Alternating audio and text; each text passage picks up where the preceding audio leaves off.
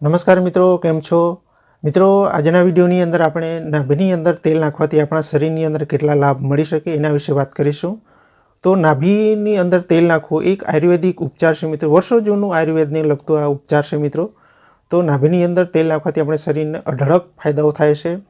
અને કયા વ્યક્તિઓ કેવા સંજોગોની અંદર આ પ્રયોગ ના અપનાવી શકે જેથી કરીને એને વધારે તકલીફ પણ થઈ શકે. અને ખાસ કરીને નાભીની અંદર તેલ નાખવાથી આપણા શરીરની અંદર પગથી લઈને માથા સુધી અનેક બીમારીઓની અંદર આપણને રાહત મળી શકે છે મિત્રો. તો એની અંદર આપણે અલગ અલગ પ્રકારના તેલનો પણ ઉપયોગ કરી શકીએ. કઈ રીતના ઉપયોગ કરવો એ પણ આપણે આજના વિડીયોની અંદર કમ્પ્લીટ માહિતી મેળવશું. અને વાત, પિત્ત, કફ અને ત્રણેય પ્રકૃતિના જો આપણો પ્રકૃતિ છે એ કયા કયા પ્રકૃતિને અનુસંધાને આપણું શરીર છે, તો કઈ પ્રકૃતિની અંદર કઈ રીતના આપણે ઉપયોગ કરી શકાય અથવા ના કરી શકાય એના વિશે પણ ટોટલી માહિતી આપણે મેળવશું. તો મિત્રો, તમે જો ચેનલ પર પહેલી વખત હો અને તમને જો આવી જ આયુર્વેદિક ઔષધિઓ, વનસ્પતિઓ, જંગલી જડીબુટ્ટીઓ માહિતી વિશે માહિતી મેળવવાની જો ઈચ્છા હોય તો તમે ચેનલને સબસ્ક્રાઈબ કરી દેજો. સાથે બેલ બટન ઉપર ક્લિક કરીને ઓલ ઉપર ક્લિક કરી દેજો જેથી કરીને નવા વિડીયોની નોટિફિકેશન તમને તરત મળી જાય. તો હવે શરૂઆત કરીએ કે આપણે નાભીની અંદર તેલ નાખવાથી આપણા શરીરની અંદર કેમ લાભ થાય છે, કઈ રીતના લાભ આપણને મળી શકે. તો એક રીતે જોવા જઈએ તો આપણે 72,000 નાડીઓનું આખું કેન્દ્ર આપણે નાભીથી શરૂઆત થાય છે મિત્રો. તો આખા શરીરની અંદર આપણે જે પણ આપણું પ્રાણવાયુ છે મિત્રો, એને કંટ્રોલ કરવા, એને બેલેન્સ કરવાનું કામ આપણે શરૂઆત આપણી નાભીથી થતી હોય છે. તો એને આપણે કઈ રીતના લઈને આપણે કઈ રીતના આપણા શરીરની અંદર નાની મોટી બીમારીઓથી આપણે બચી શકીએ. તો એની અંદર મિત્રો તમે સરસવનું તેલનો પણ ઉપયોગ કરી શકો, એરંડાના તેલનો પણ ઉપયોગ કરી શકો, ગાયનું શુદ્ધ ઘીનો પણ ઉપયોગ કરી શકો, નારિયેળના તેલનો પણ ઉપયોગ કરી શકો. તો એને તેલનો ઉપયોગ કર્યા બાદ આપણે કઈ રીતના મસાજ કરવાનો એનો પણ આપણે ખ્યાલ હોવો ખૂબ જરૂરી છે. તો આપણને લાભ મળી શકે. તો ખાસ કરીને જે લોકોને ચામડી સંબંધી તકલીફ હોય, ઘણી વખત આપણી ચામડી રૂસ્ક થઈ જતી હોય, ચામડી ફાટી જતી હોય, ચામડી સફેદ થઈ જતી હોય, ચામડી પર ખરજવું થતું હોય, તો એવા સંજોગોની અંદર પણ તમે નાભીની અંદર તેલ નાખી શકો. અથવા તો તમને કોઈક કારણસર તમને આંખની અંદર તકલીફ થતી હોય, આંખોની અંદર બળતરા થતા હોય, આંખો લાલ થઈ જતી હોય, તો એની અંદર પણ તમે આ સરસવના તેલનો તમે ઉપયોગ કરી શકો. અથવા તો બીજું કે પેટની અંદર તમને ગેસ થતો હોય, અપચો થતો હોય, ફૂડ પોઝિશન થતો હોય, આફરો જેવું થતો હોય, પાચન શક્તિ તમારી નબળી હોય, બરાબર, કબજિયાત સંબંધી તકલીફ હોય, માની લોકો પેટ સંબંધી ટોટલી તકલીફ જો થતી હોય, તમને થોડું ખાવું, વધારે ખાવું અથવા તો ભારે ખોરાક ખાવા બાદ તમને ભૂખ્યા પેટે પણ તમને ગેસ થતો હોય, ઓડકાર આવતા હોય, તો એવા સંજોગોની અંદર તમે આ પ્રયોગ અચૂકપણે કરી શકો. તમે સવારે પણ કરી શકો, સાંજે પણ કરી શકો, દરરોજ પણ કરી શકો, અઠવાડિયાની અંદર એક દિવસ પણ તમે આ પ્રયોગ કરી શકો. તો અચૂકપણે આ તમને ખૂબ રાહતનો અનુભવ થઈ શકશે. કારણ કે આપણું જે પ્રાણવાયુ છે, પ્રાણ શક્તિ છે, એને બેલેન્સ કરવાનું કામ આપણી નાભીથી શરૂઆત થાય છે મિત્રો. તો ઘણા મિત્રોને એની ખબર પણ હશે, નાભી પૂરણ મતલબ નાભીની અંદર તેલ નાખવાથી આપણા શરીરની અંદર કેટલા લાભ મળી શકે છે. તો અવશ્યપણે એનું આપણે ઘરગથ્થું જ નેચરલ તરીકેથી આપણે ઘરેથી જ આ પદ્ધતિ અપનાવી જોઈએ. ને આપણે આપણા જે શરીર છે, ઇમ્યુનિટી સિસ્ટમ છે, આપણું પ્રાણવાયુ છે, પ્રાણ શક્તિ છે, એને આપણે કમ્પ્લીટ સારી અને સ્વચ્છ અને મજબૂત રાખી શકીએ. તો હવે ત્રીજા નંબરે આવે છે મિત્રો, ખાસ કરીને આપણા પેટની અંદર કોઈ પણ પ્રકારની તકલીફ હોય તો એની અંદર પણ રાહત મળે છે. અથવા તો આપણા જ્યારે પણ આપણી ઉંમર વધે તો આપણા હાડકાઓ નબળા થતા હોય છે, સાંધોની અંદર દુખાવો થતો હોય છે, સ્નાયુ નબળા પડી જતા હોય છે, બરાબર. સ્નાયુ નબળા પડે એટલે આપણા શરીરની અંદર દુખાવો થાય, કે બરાબર કામ ના કરી શકીએ, થાક લાગે, શરીરની અંદર કમજોરી થાય.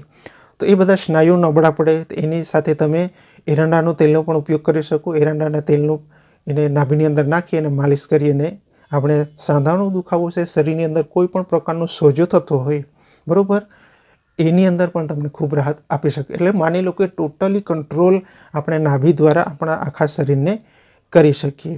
એ તો આપ સૌ જાણો છો કે આપણે નાભીથી શરૂઆત આપણા આખા શરીરની જેટલી પણ નાડીઓ છે, આપણે જેટલી પણ માંસપેશીઓ છે, એને કંટ્રોલ આપણે નાભીથી આપણે કરી શકીએ. એ તો થોડો ઘણા અંશે ઘણા મિત્રોને ખબર પણ હશે, પણ એનું આપણે કઈ રીતનો ઉપયોગ કરી શકાય. જો મિત્રો વાતની પ્રકૃતિ જો હોય આપણા શરીરની તો પણ એનો ઉપયોગ કરી શકાય, પિત્તની પ્રકૃતિ હોય એનો પણ ઉપયોગ કરી શકાય, કફની પ્રકૃતિ હોય તો પણ કરી શકાય. જો કે વાત, પિત્ત અને કફની અંદર અલગ અલગ તેલનો આપણે ઉપયોગ કરવો જોઈએ, એનું પણ ખાસ આપણે ધ્યાન રાખવું ખૂબ જરૂરી છે મિત્રો.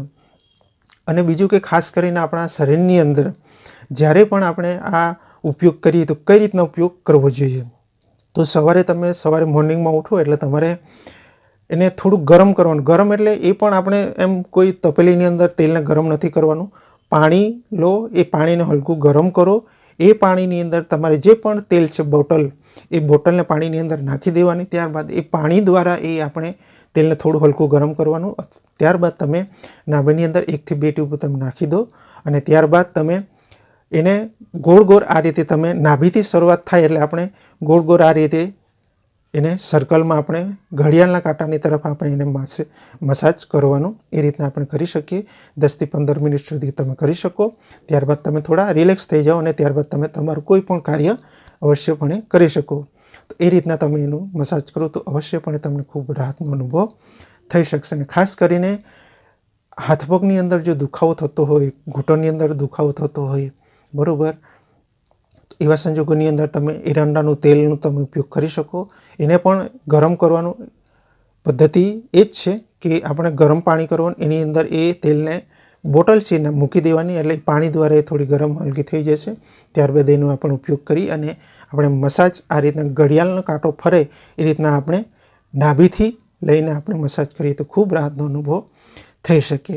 અને ખાસ કરીને આપણે આ પ્રયોગ કાયમ માટે અપનાવ્યો તો આપણી પ્રાણ શક્તિ છે, આપણું જે માઇગ્રેન છે, મતલબ આપણું ડિપ્રેશન છે, તણાવ છે, એની અંદર પણ આપણે ખૂબ રાહતનો અનુભવ થઈ શકે. જો તમે મિત્રો 1 થી 2 દિવસ આ સાંજે સૂતી વખતે આ પ્રયોગ કરો, અચૂકપણે એક વખત જરૂર ટ્રાય કરજો. તમારા ઘરની અંદર સરસવનું તેલ પણ હશે, નારિયેળનું શુદ્ધ તેલ પણ હશે.